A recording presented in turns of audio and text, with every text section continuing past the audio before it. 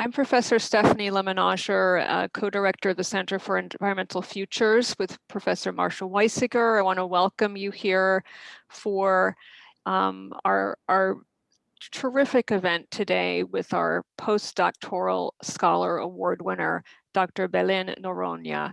And I want to say a few things about Dr. Noroña before she begins her presentation, which we're very excited about today. And let me just mention that this is part of a series called Interdisciplinarity 101, sponsored by the Center for Environmental Futures. So Dr. Noroña is a feminist political ecologist and an activist working at the intersection of scholarship, community development, and higher education. Her work arises out of collaborations with rural, indigenous, and marginalized communities to address issues such as access to land, oil extractive struggles, racism, and gender violence, among others. Her work seeks to enable, bridge, and encourage transformative dialogues between academic institutions, communities, and grassroots organizations to dynamize research and action around social environmental justice. Belén is a postdoctoral scholar at the Center for Environmental Futures at UO, and her most recent research involves indigenous women's epistemologies and ontologies in the context of oil extraction. So thank you, Dr. Noroña. Thank you, Stephanie, for that lovely introduction, and thank you all for coming today. So before I start, I'm gonna share my screen. So give me a second. Here it is. Here. So you all can see that, right? Perfect. Yes, it's just fine. Okay, so today I will be talking about Quechua body territories of extraction and hope. And I will start my presentation by quoting the feeling of Alicia, a member of the Guarani Nation in the Amazon of Ecuador. She explains how she feels when she sees the rainforest, her home, being affected by oil extraction. And the reason I'm gonna quote her is because this will help me introduce what body territory is. So, and I quote, "When I was little, my parents took me to meet my dead grandparents, whose souls now inhabit the forest. We walked and walked across the forest. Suddenly, there was no more forest, only the road. And I asked my parents where my grandparents were. My dad said that they had lived in the spot where nowadays the road and oil infrastructure are located. So I asked, why didn't you demand respect for the land? Why didn't you struggle against the oil company? Since then, I have felt this loss strongly in my heart. If the land is sick, the woman feels it. Destroying the territory is as if someone would drag a woman's body across the terrain. That is why I decided I'm going to fight. But to fight, I needed to gather all the women in the forest so we could all be braver and stronger together." This is one of many testimonies of women from different indigenous nations throughout the Amazon who have started to organize along gender lines to resist extraction. These women have blocked the entrance of police forces into their territories. They have marched from remote areas in the Amazon towards cities to demand accountability and justice and they have become public figures in countries like Ecuador, Peru, Bolivia, and Brazil. Many of them have died in their efforts to protect their bodies and territories.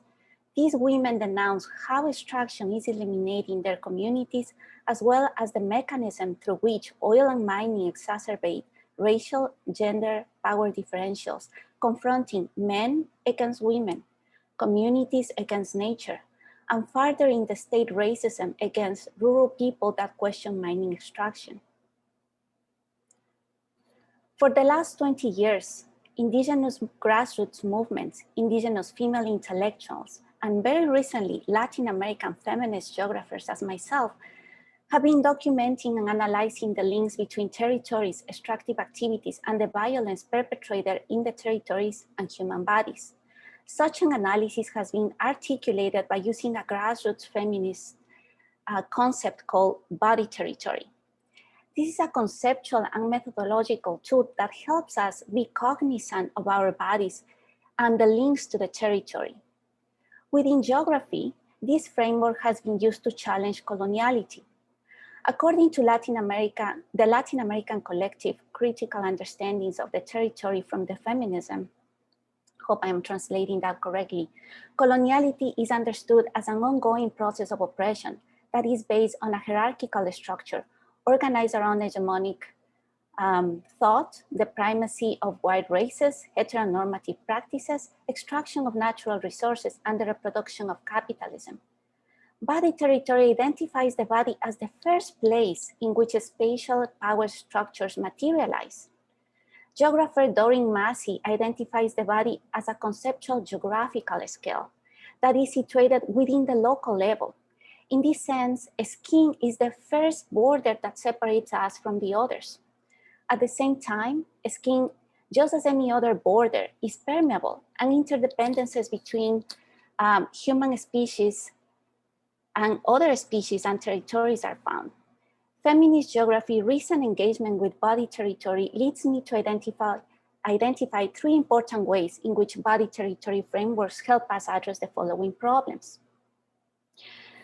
First, the tendency to essentialize indigenous people, obscuring plurality and the diversity of what does it mean to be human. Second, the little engagement with gender intersectionality as key to identifying colonial and epistemic oppression in our own bodies, rather than only identifying those oppressions in racialized and gender bodies. And third, the risk of turning decolonial scholarship into an empty signifier if we don't practice decoloniality. And these are probably things we have heard frequently in the literature, not only in feminist geographies, but across post-colonial studies and settler colonial studies. But I will further expand on these three main problems. So several indigenous scholars, including Aymara Rivera Kusikanki and Wasashi Tinker, have discussed the ways in which Western scholarship, such as post-colonial and settler colonial studies, in their well-intentioned efforts to empower indigenous populations, further increase the divide that separates indigenous people from the West. Such a divide essentializes indigenous populations, overlooking processes of racial mixture that include other and subaltern populations, as well as settlers and colonizers. It also obscures the ways in which ongoing colonization affects not only indigenous people, but all of us, reproducing racial, gendered, and class dichotomies that make it increasingly hard to communicate across difference. Sofia Zaragosin, Caroline Faria, and Charlene Moget, all feminist geographers, have also criticized the lack of scholar engagement with gender intersectionality. They criticize how a gender perspective is often engaged from a female-male understanding that locates alternatives as a third category. Still, this third category often continues to essentialize and exclude diversity. Finally, scholars such as Tuck and Yang remind us that the colonial scholarship that argues for the repatriation of indigenous land and life become an empty signifier if we don't recognize that the colonial project has also stolen not only native lands, but our bodies and subjectivities. So today, I want to bring light to Quechua body territories of extraction and hope as an analytical method that strengthens body territory frameworks in an effort to create awareness of the links between bodies, territories, extractive activities, and systemic violence, but also as a method that helps with scholar and activist decolonial efforts to find solutions and hope. In this sense, I argue that Quechua female epistemology helps us address the mentioned problems in the following ways. First, as Lorena Cavnal would put it encourages us to search under our own skin. Therefore, it helps us locate how coloniality and its systemic violence affects our bodies and transform our subjectivities. Searching under our own skin helps us situate oppression at the intersection of at least two differentials, race and gender. And second, it helps us exercise what I have called visceral empathy, to situate colonial ontologies as one out of many that should be heard to better communicate among each other. And I will provide more details about these two concepts in a bit when I introduce some Quechua narratives I brought today. But before, I need to provide you with more context, right? So my exploration of body territory and indigenous epistemology starts in the Amazon of Ecuador, where the mining frontier has expanded at a pace and scale we've never seen before. In 2010, 21% of the region was affected by oil extraction. This proportion has dramatically increased over the years. By the end of 2018, up to 68% of the Amazon had been affected by extractive operations. Everything that you can see in the map on the right side in the area that is colored by green, all of that are oil blocks that are basically on operation. All the dots that you can see on the map are active extractive sites. Such expansion has required the state intervention and substantial changes in legal and institutional frameworks to allow the state increase its presence and control over territories and people in areas where the state had been relatively absent up until recently. State-led intervention in rural and indigenous territories alongside oil and mining extraction has paved the way for a wave of conflicts in which diverse communities resist, adapt, and negotiate to the ways in which the state imposes extraction, along with the penetration of development programs aimed at modernizing indigenous ways of life. In this sense, the state considers indigenous traditional ways of living backwards, poor, and an impediment for the modernization of the nation. PetroAmazonas, the national oil company, in coordination with other state institutions, have been implementing programs aimed at the systematic assimilation of indigenous ways of life into national standards. To achieve this, the state has modified legal frameworks and mandated the redistribution of cash compensations among families affected by extraction, not to mention the investment in modernizing programs aimed at expanding the urban grid and in the introduction of productive projects aimed at converting indigenous families into market producers. Patricia Gualinga, a Quechua female leader, explains, and I quote, "There is no real assessment of the true cause of the extractive activities, not one that goes beyond establishing corporate cost. In addition to the environmental damages, our men become short-term labor. Alcoholism increases. There is prostitution, rapes. Companies bribe our leaders. There are fights within families and overall fractures in the fabric of our communities, an overall process of violation of our rights and those of nature.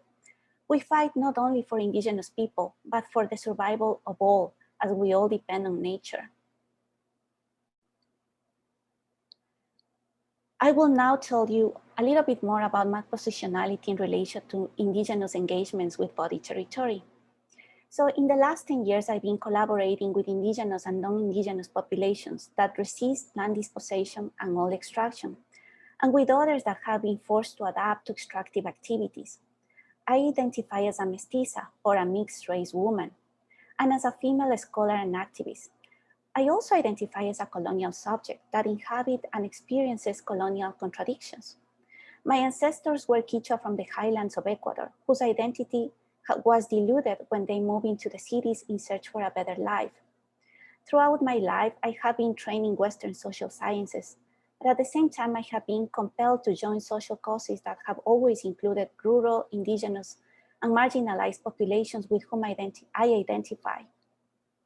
My collaborations with communities have become my decolonial school, and working with women has led me to pay attention to Quechua female indigenous epistemologies and to think about them in the context of body territory. During 2017 and 2018, I conducted collaborative research with Quechua women in the communities of Zaguata and Pañacocha. These are located in oil block 28 and 12. Zaguata is in oil block 28 to the left, and the other one on the right in the upper corner is oil block 12, where Pañacocha is located. Zaguata, on the left side, has resisted gold extraction for the last 11 years, while Pañacocha has decided to negotiate oil extraction with PetroAmazonas. Throughout this collaboration, it was clear that the state-led intervention had exacerbated existing conflicts and violence affecting mostly women and children.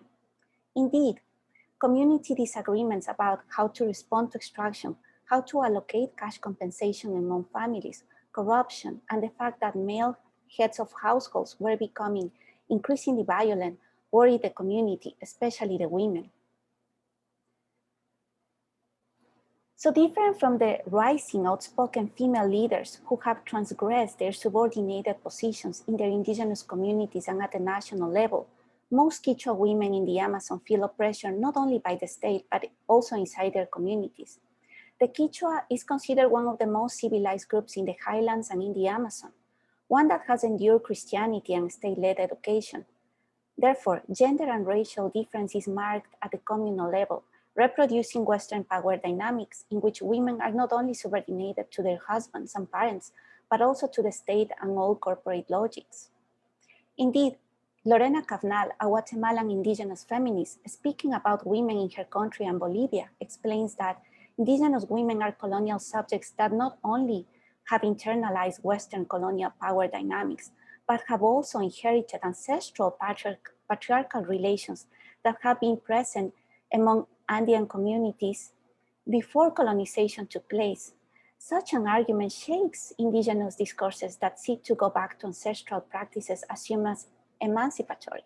For example, according to Cavnal, the search for indigenous summa causae or good living is guided by heteronormative practices based on a cosmology that uses complementarity to discipline male and female bodies into certain roles. Heteronormative roles are re-articulated by extraction and capitalism, leaving women at the bottom of the hierarchy. Amidst these realities, women in Pañacocha and Zaguata escape colonial relations and heteronormative logics by creating spaces of freedom in the relationships they maintain with nature. For example, they find freedom in the relation they keep with their vegetable gardens, also known as chakras, the rivers, motherhood, community, and in their ongoing efforts to keep cultural traditions based on reciprocity and solidarity alive. Spaces of freedom and care are relational and exist in women's ongoing communications and care with others in ways that allows them to be human in their own terms. Quechua women are usually silent and shy. They explain that the reason they don't speak to community outsiders nor participate in community meetings is because they lack thoughts. I have read this thing that Quechua women lack thoughts. It's been documented by many other authors such as Gabriela Valdivia. However, women's knowledge is rich and extremely complete. When they say they don't have thoughts, they refer to Western thoughts. Therefore, they speak about their inability to communicate in hegemonic ways or their inability to properly translate the importance of their knowledge to their husband, leaders, and the rest of society. So how are these spaces of freedom important for women's narratives? Marcia Guinda, the Quechua collaborator I work with, and I spent about 5 months trying to understand mining conflicts with women in Pañacocha and Zaguata. Marcia being an active member in the Zaguata community. During this time, Marcia's help was extremely important for me to join Quechua spaces of freedom and care. Among the most important spaces we were part of, I can mention the Guayusadas. Most Quechua women in Zaguata and Pañacocha wake up at around 4 or 5 a.m. to prepare guayusa, a traditional caffeinated drink that helps the family start activities and be energized throughout the day. During those times, women talk to each other and with their children. Other spaces of freedom include the preparation of plantain-based drinks and early baths in the river before sunrise on the weekends. In these spaces, women talk about daily life. They also address all related conflicts. They also talk about violence by using dreams, conversations they have with nature, and bodily experiences in which they sense oil and violence in their bodies. Women communicate through these narratives as they visit each other from one community to another, comforting each other, and as they repeat these narratives over and over and over. Therefore, some of these narratives are well known among neighboring communities. Narratives explain family conflicts, deaths, rapes, the destruction of sacred sites in association to mining extractive activities, and oil politics. But they also talk about daily joy and hope. These narratives are used to share sadness, happiness, and hope. Marcia and I would participate in these conversations where all women, including myself, would contribute. And at night, Marcia and I would further digest the stories we heard throughout the day. Rather than having Marcia translate these narratives from her Quechua perspective into my Western terms, she guided me into inhabiting these narratives from my own positionality. Indeed, rather than having me rationalize these narratives, it felt like women invited me to feel or experience them. Marcia and other women also expect me to share similar stories so they could access my stories at emotional level. This exercise forced me to find parallels to the realities in my own life so I could come up with my own experiences and stories. This is what I have called visceral empathy. My conversations with Marcia and these women were fundamental to clarify a part of the epistemological process women use to make sense of reality.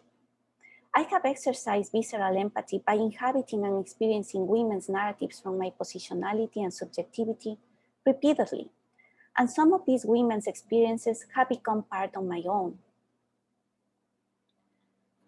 So now I will share with you two of these dreams and narratives, while I will also walk you through the analysis we held in conversation with Quechua women and on my own.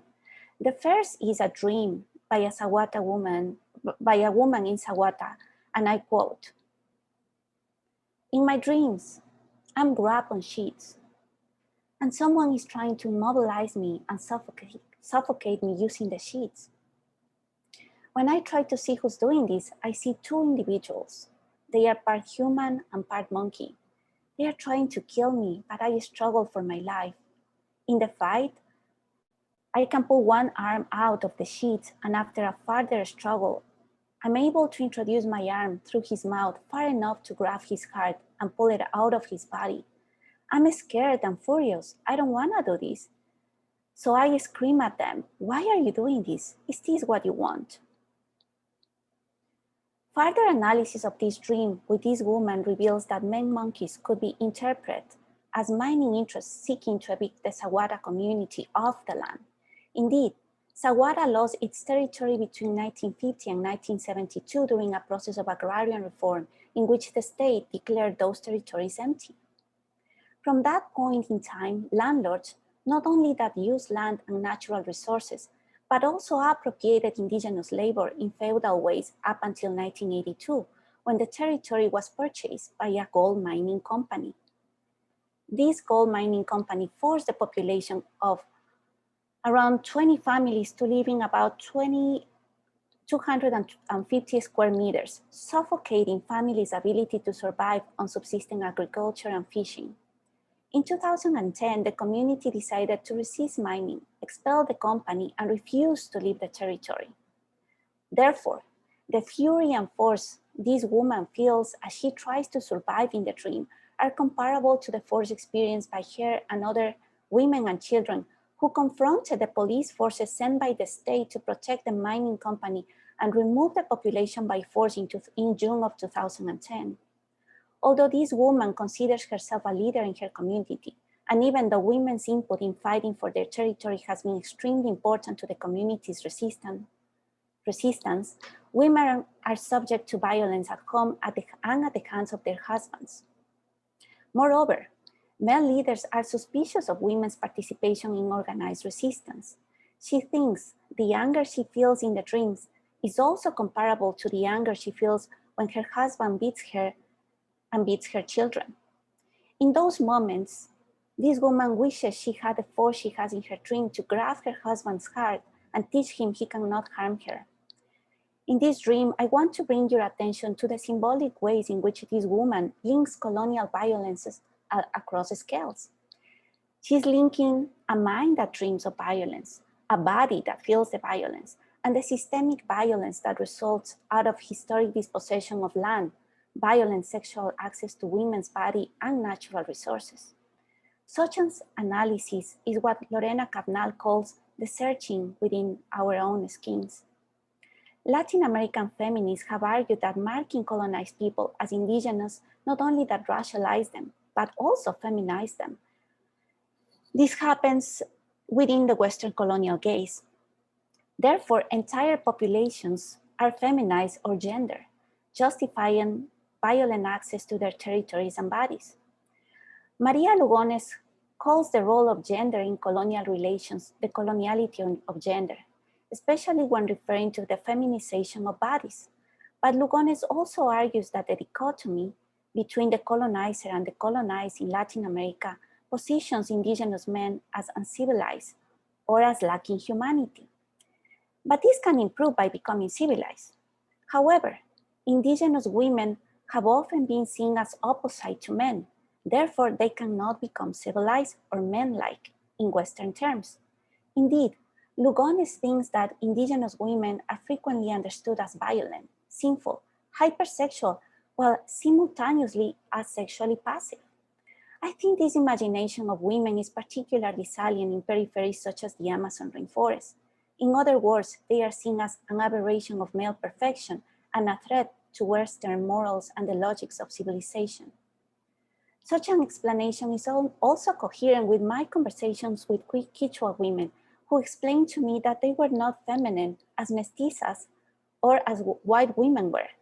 Instead, they identified themselves as Warmi or Quechua or women in Quechua, a definition that according to them makes them unlike indigenous men and unlike non-indigenous women. Instead, they see resemblances of Pacha in themselves. Pacha in Quechua refers to Mother Nature. Lugones calls them viragos and argues that active resistance to ongoing coloniality resides in the subject ability of resisting coloniality from a side of awareness that recognizes oppression, and from this place it struggles for liberation. She calls this side of awareness the colonial difference. And I quote, and this is Lugones, resistance is the tension between, sorry, it went away. No. Yeah. Resistance is the tension between the subjectification, the forming, informing of the subject, and active subjectivity. That minimal sense of agency required for the oppressing, resisting relation being an active one, without appeal to the maximal sense of agency of the modern subject. So I argue that analysis of dreams such as Men Monkey helps the dreamer become aware of the virago in herself, one that identifies the ways in which her body and subjectivity receives violence, also identifies the violence as both a force that is imposed on her body and community, while also a force that is reproduced in her body and her community. In such a process, this virago has a role to play, given that she reproduces the violence while she also fights violence back. The act of struggling against men monkeys can be seen as that minimal sense of agency that Lugones refers to when she talks about active resistance. This transition from having dreams to become aware of the virago became clearer in my conversations with these and other women willing to identify how oppressive relations operate symbolically in our dreams and in our lives. The dreamer and I came to this realization when she identified it was her mother who taught her that she should die in her husband's arms, if necessary, when it came to bearing domestic violence, as heteronormative marriages are sacred for the Quechua. The second is a narrative that comes from an elder Quechua in Pañacocha, the boa of the Napo River, and I quote, "My 6-year-old granddaughter was probably playing near the river when she was taken away. It has been a year and we have not heard from her. Quickly, we called the shamans or traditional healers for an urgent meeting, but they live far away and it took them a while to arrive. After drinking a potent hallucinogen, they saw my child. She's still alive, but they couldn't bring her back. The powerful river boa had taken her through the Napo River waters without killing her. The shamans told us the boa took my girl through the underground world deep in the river and left her near the Peruvian side. The shaman saw that she is forced to work on a farm down the river near Peru." The elder in this story has lost 2 adult family members and 2 grandchildren to oil-related violence. Her extended family has households that sit near one of hundreds of oil platforms located in Oil Block 12. Some years ago, she decided to separate her extended family and the territory they occupy from the Pañacocha territory. She tried this to avoid getting involved in oil politics dominated by Pañacocha leaders who had been co-opted by Petroamazonas. She thinks that the sudden deaths and disappearances of her family members are a retaliation of her protests and actions. Further analysis of this narrative with elder women reveals that oil politics are integral to indigenous nature relations in Pañacocha. The river connects the Quichua with the underworld, which is a side of reality where large cities, electricity, roads, and human noises overwhelm the noises of the forest. Therefore, the underworld represents the body of Western civilization, represented by the Ecuadorian state, wage and forced labor, productivity, and profit accumulation. Elder women refer to the boa as one of the most powerful beings. Its spirit inhabits only powerful realms, such as the Great Napo River or the oil streams that navigate the subsoil. And I quote, "The boa can live in water and on the ground. It can kill the jaguar and the quichua. The boa is powerful as oil is. Oil can also kill the jaguar and the quichua.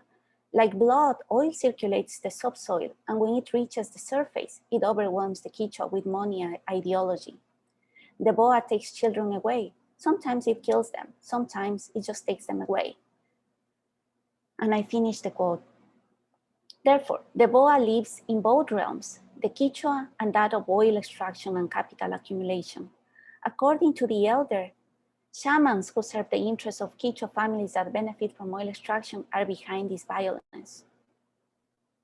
Women argued that they engage in daily denunciation of violence as the repetition of these narratives constitute a reflection of daily experience and shared denunciation between women along several communities located in Oil Block 12. Still, Quichua women knew that these stories had no authority to the state and oil company.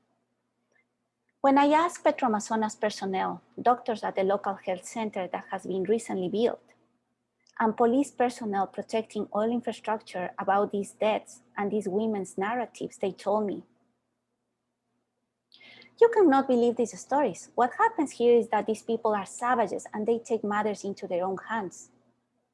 Another one said, "These are manifestations of the wild character of the forest. This will all end when the state fully enforces law and order." Another one said, "Violence and deaths are matters internal to the indigenous community. The oil company cannot intervene in indigenous affairs."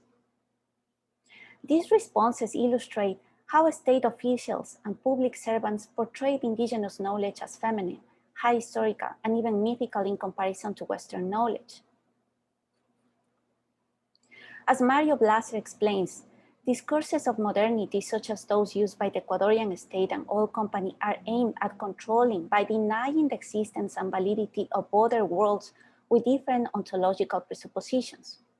And Lugones adds that by invalidating indigenous ontological worlds, the coloniality of gender negates all those who identify as civilized the very possibility to communicate to colonized beings, including indigenous and nature itself.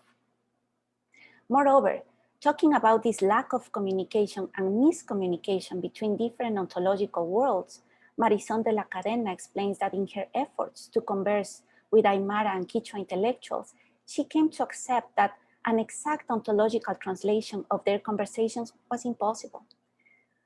As in any translation, she was ready to leave gaps here and there behind as she tried to understand indigenous ontology, and I quote, "I learned to identify radical difference as a relation, the condition between us that made us aware of our mutual misunderstanding, but did not fully inform us about the stuff that composes those misunderstandings." And I finish the quote. I argue that visceral empathy, or the ability to feel and experience Quichua female narratives, help us to get close, or at least gives us a glimpse of that stuff that composes those misunderstandings. In this sense, I argue that visceral empathy as a communicational experience is irrational. It doesn't seek to establish ontological authority. It is not definitive, and it doesn't seek to totalize an experience. Therefore, the experience is reshaped every time we are open to the emotional performance of the narrative. Visceral empathy also seeks to experience reality based on being with and feeling with others, time in which the narrative becomes a temporary common experience for those willing to inhabit it. And at the same time, the experience cannot be felt and understood in the same way by all of us, as we all are different bodies and subjects.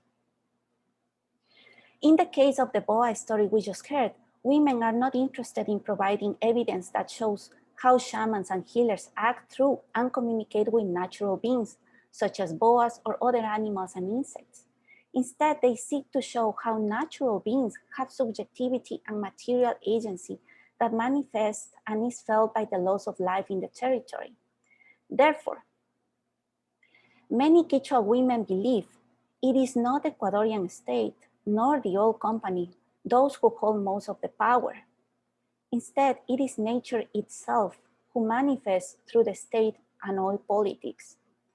As the Quechua female leader that told us the story of the boa says, and I quote, "When I am not here to denounce how my children disappear, the forest will.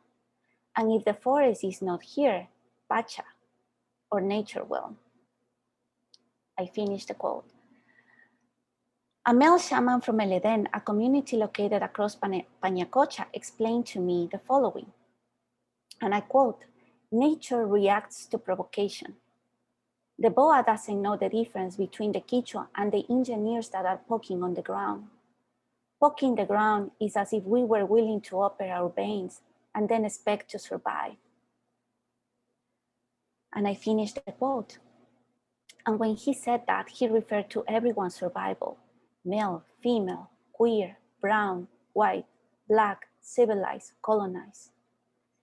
Listening to these narratives with empathy and humility allows us to have a glimpse of the stuff that composes the miscommunication between those who consider themselves civilized and detached from nature, and wormies or women that don't identify as male nor as female, and instead identify as beings that look and act like Pacha or Mother Nature. So, conclusions. I have argued today that Quechua body territories of extraction and hope provide us with a method of analysis based on women's dreams and narratives that question the coloniality of gender at the body, subjective, and territorial level. These methods also provide us with tools that allow us to communicate better across difference. Specifically, female Quechua narratives encourage us to search under our own skin and identify how coloniality and its violence affects our bodies and subjectivities, situating oppression at the intersection of race and gender. This is possible by experiencing Quechua female narratives of oppression and conflict in dialogue with our own experiences of oppression. And from this contradiction, we can protest and beware of all oppressions. Second, female Quechua narratives open the possibility of exercising visceral empathy, a practice that allows us to not only hear each other, but to get a glimpse of the unintelligibility that is part of a misunderstanding that separates us through race, gender, and epistemic difference. This is possible by approaching diverse ontologies without aiming to establish what the nature of reality is, and instead experience reality in the relationality of being able to speak and understand each other across difference. Both under-skin searching and visceral empathy allows us to address the problems identified at the beginning of this talk. The tendency to essentialize indigenous people, obscuring the diversity and plurality of what does it mean to be human. Second, the fact that there is still little engagement with gender intersectionality as key to understanding coloniality in our own bodies and life. And third, the permanent risk of continuing to theorize decoloniality without practicing it. Finally, it is important to note there are other methods to practice visceral empathy. Through the arts, for example, the paintings I have shown today were produced by Guillermo Jimenez, a male Quechua mestizo from the highlands who provides us with his own interpretation of these narratives. According to him, Painting these narratives requires attuning his sensibility to the realities of the virago. And to be true to the narratives, he has tried to embody the experiences as much as he could. Therefore, although he has never met these women, he feels that in the process, he has lost part of himself while gaining something from these women. I think that is what I have for you today, and I will be wanting to open a section of questions if you have questions. Thank you so much to Dr. Noronha. And if you have questions about this really remarkable presentation and work, if you could possibly indicate using the hand emoji, that will help Dr. Noronha. Thank you. Dr. Pulido? Thanks. That was a really powerful talk, Belen, and I learned a lot. I'm really interested in your idea of visceral empathy. It reminds me a little bit in parallel, but very distinct from the idea like of transformational memory. And I'm wondering if you could talk a little bit about kind of the intellectual genealogy of the term, like what you're building on to get to that idea. Yeah, well, there's been literature. Well, there's several authors that have talked about or have been in the search of finding ways in which we can communicate across difference. Some of them are Sandoval, has been very important for me in, like taking the first steps into trying to find a method that would allow us to communicate across difference. But still, I've always have found that it is difficult. There's other techniques such as radical listening that have also been suggested, and even, okay, and I will stop there. So at the theoretical level or at the rational level, these techniques to me seem that they allow us to rationalize, to make sense of, a different ontological world, but it doesn't really allow us to gain more access into that information. So I think that techniques such as, well, this idea of visceral empathy that looks similar to also the theater of the oppressed, which is another tactic that might allows us, to engage with this kind of exercise. It's important. The difference with the visceral empathy is that what I learned with these Quechua women is that they kind of forced me, because they were expecting me to respond to them with other stories that could match, their own experiences. They kind of forced me in the process to locate, these violences. And for me, they were taking place at the racial and gender intersection and find parallels in my own life. But yeah, definitely there's literature out there that talks about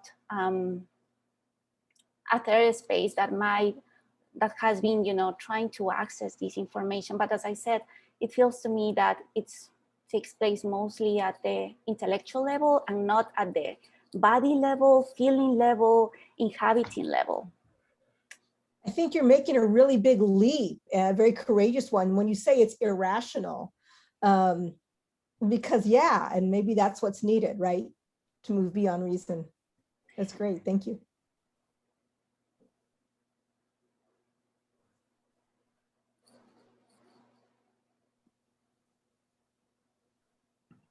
Other questions?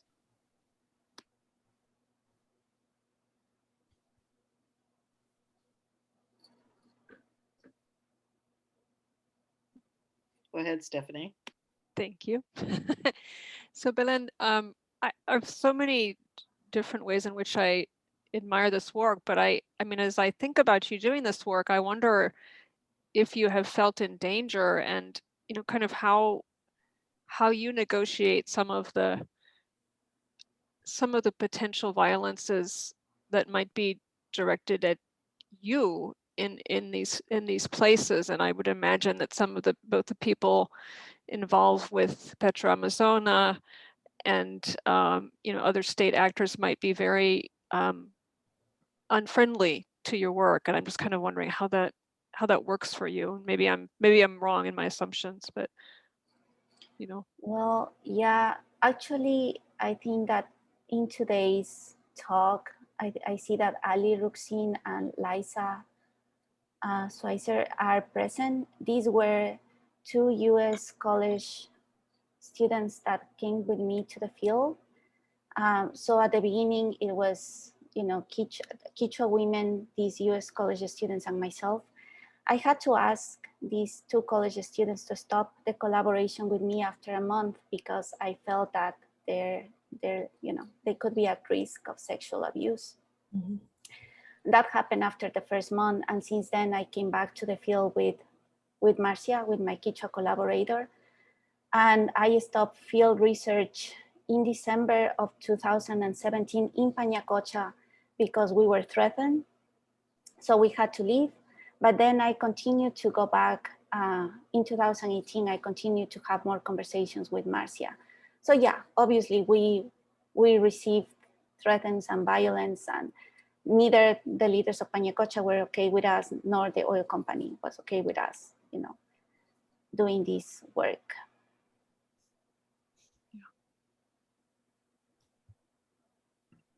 Thank you for that. Dr. Polito. If no one else has another one, I have more questions.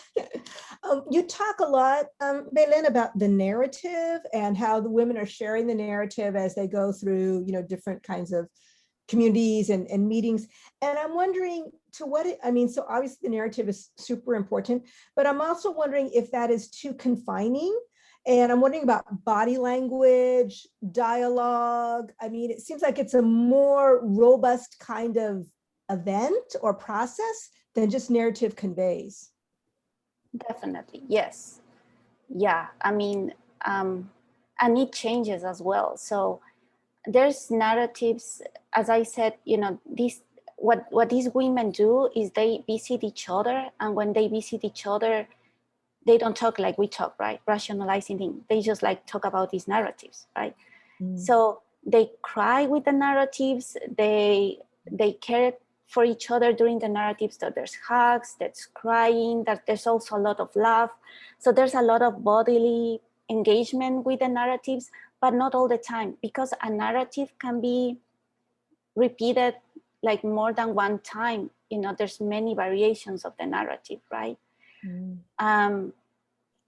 So yeah, I mean, this part of the bodily experience, it's not captured in this presentation, and there's more to that.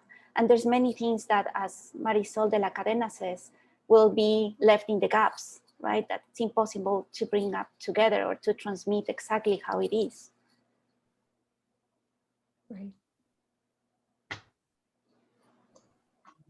Hi, Bailyn. Thank you so much. That was an incredible presentation and gave me a lot to think about. I'm also really admiring how you used art in this project as well. And I'm just kind of curious if you could maybe speak more to how that came about, and how I really saw that countering the context map that you provided, and just kind of your intention behind that and how that came across or came about.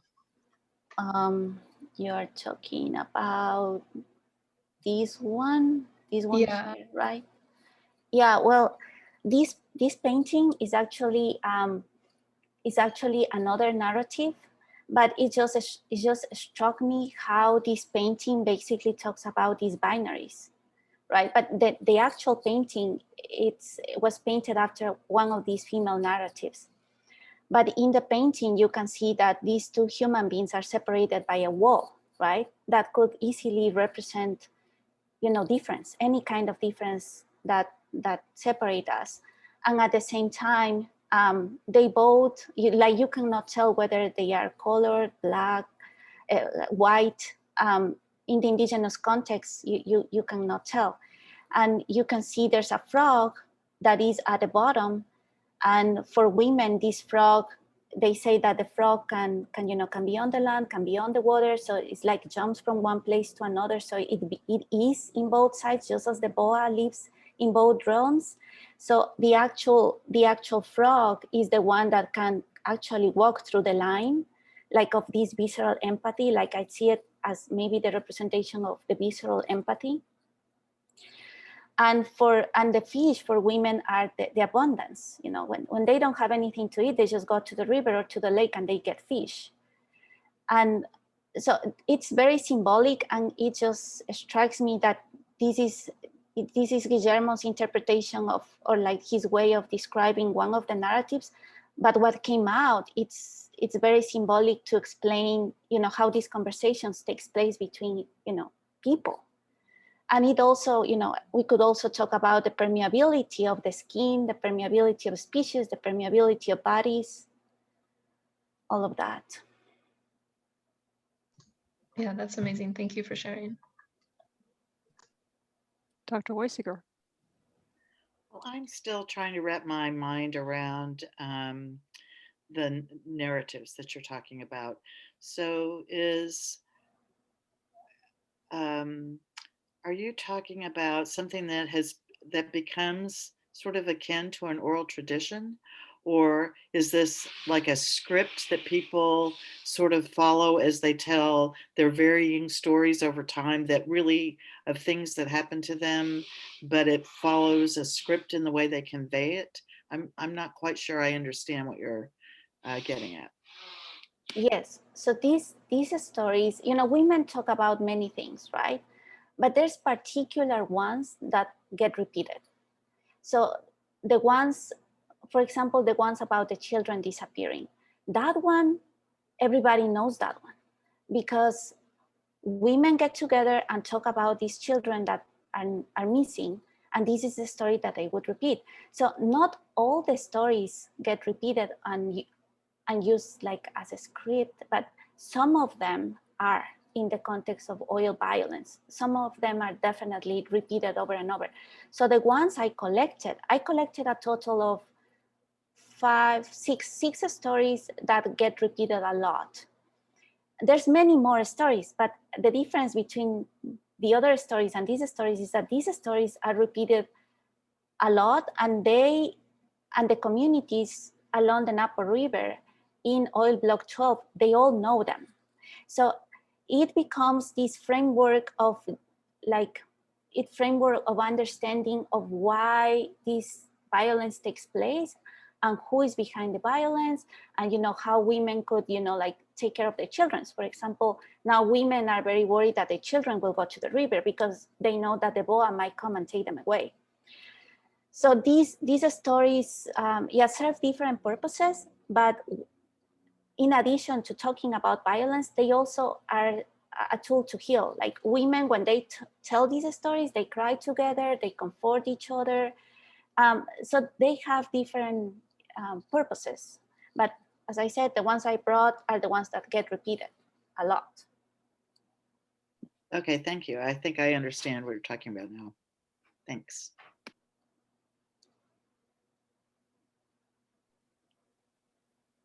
Any more questions for Dr. Noronha? Go ahead. Hi, Belen. Yeah, thank you so much for this presentation. Very, very powerful.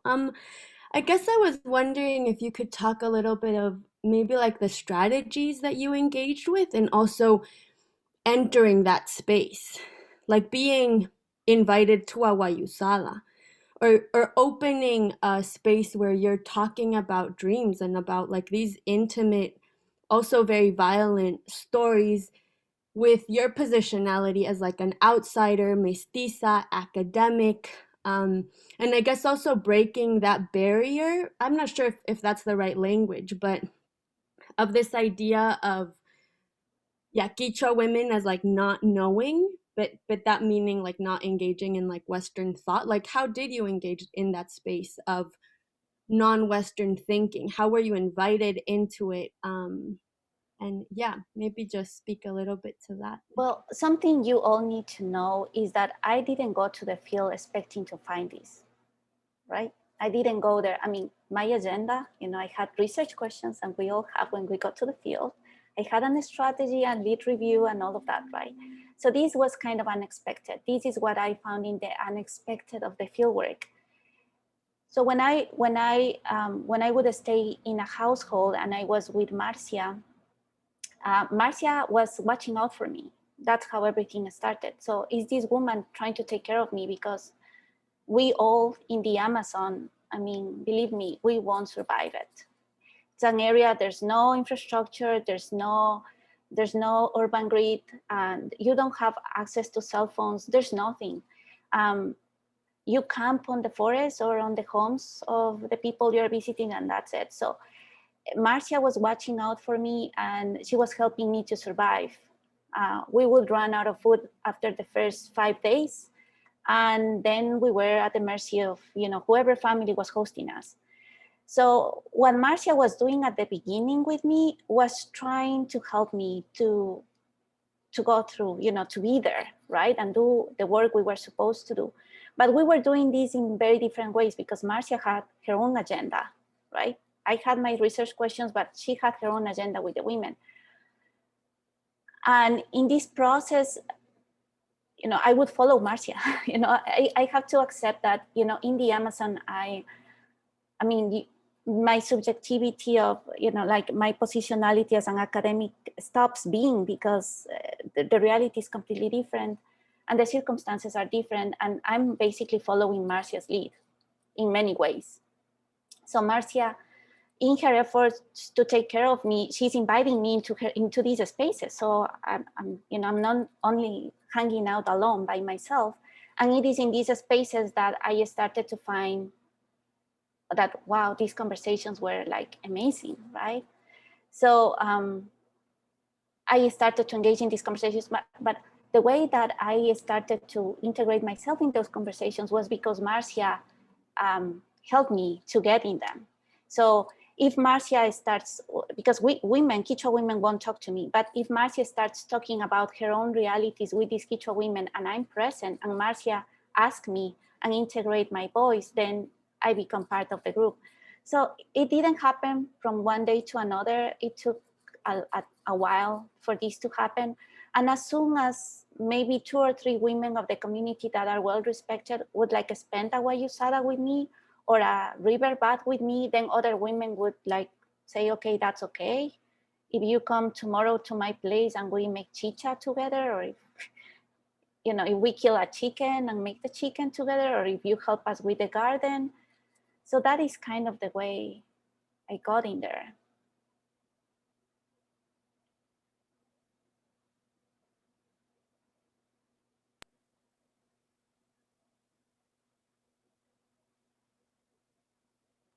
Can I ask a follow-up?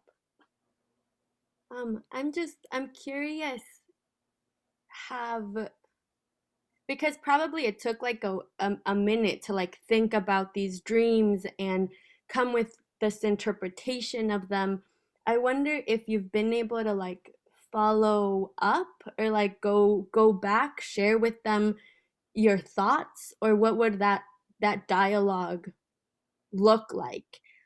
Because yeah, I think for instance this presentation is like very beautiful and powerful, but I wonder what would a conversation about this in like their terms look like, if you know what I mean. I hope that makes sense. Yeah, well, a conversation with them about this wouldn't obviously, would be about different things. For example, but to answer the first question, no, I haven't had the time or opportunity to go back for 2 reasons. First, Marcia and I were expelled from Pañacocha, and they threaten us if we come back. So maybe they are feeling better about us now that there's been some years in between. So maybe we can go back, but that's risky. And going back to Sawata is easier, but then the pandemic hit and I haven't seen Marcia in a long time. But the conversations with these women, if the actual conversations in the field were about, you have this dream, like let's talk about the man monkey dream, right? So when there's this dream, and if the person is having this dream repeatedly, she says that, oh, I have this dream like very frequently, and it scares me. And then we start talking, so how, because these are how women talk about it in there. It's like, how does it feel, right? You know, where does it hurt? But if I keep pushing in this conversation about how do these feelings during when you are awake, do you notice if you have these feelings when you are awake and not sleeping? So in your daily life, do you feel, you know, this oppression or this anger? And if women start thinking about where do these feelings translate when they are not sleeping, but when they are awake, they start seeing, you know, these patterns taking place in their lives. And I don't think they do that exercise very often, but that came out of the conversations with me because I was interested, right? Of understanding where do these dreams and feelings come from. Same thing with the other narratives that involve shamans and, you know, communications between human and non-human species. Same thing with that, because at the beginning I was thinking, oh my God, I need to document where are these children. So then you know, this Western thought would come to me and try to prevent me from understanding these women. And then I would be obsessed about, you know, the location of the children. But if I calm down myself, my Western self, and I start to dig more into like the communication of the women or the shaman with the boa, then it's much more richer, right? And I would start asking questions about this communication. And these questions made these women think about these communications. As when I was asking the elder from Pañacocha, because she says that the forest and nature it witness everything. So she says that if she wasn't there to denounce or to keep talking about her children, because she talks about her children everywhere where she goes, if she's dead, if she dies because she's old and she will die, she says she's not the only one that witnessed that the forest has witnessed it. So I would ask about that, right? It's about the relationality, I think, and me asking these questions.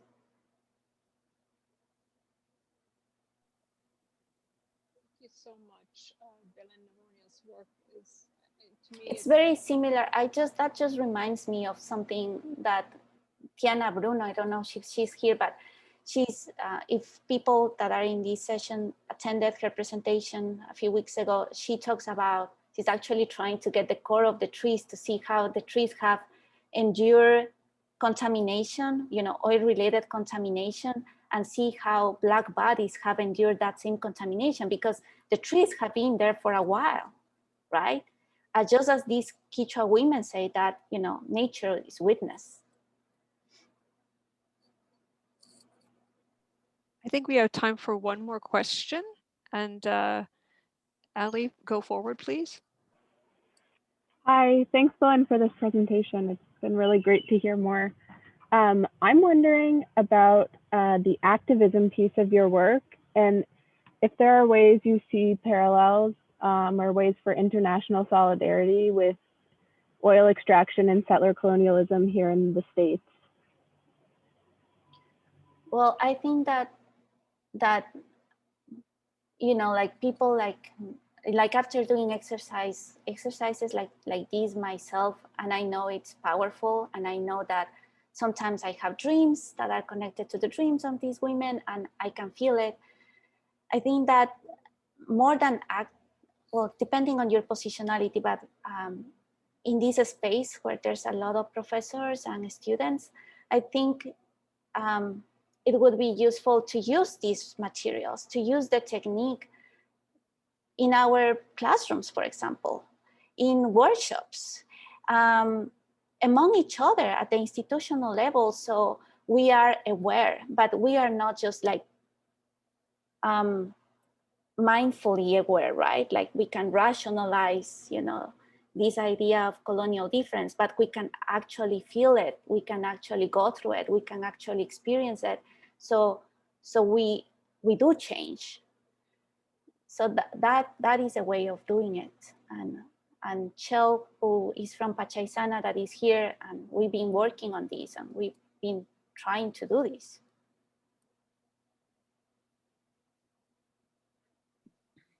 Thank you so much for this, Belen. This has been a fabulous presentation. I know everybody has really enjoyed hearing your talk.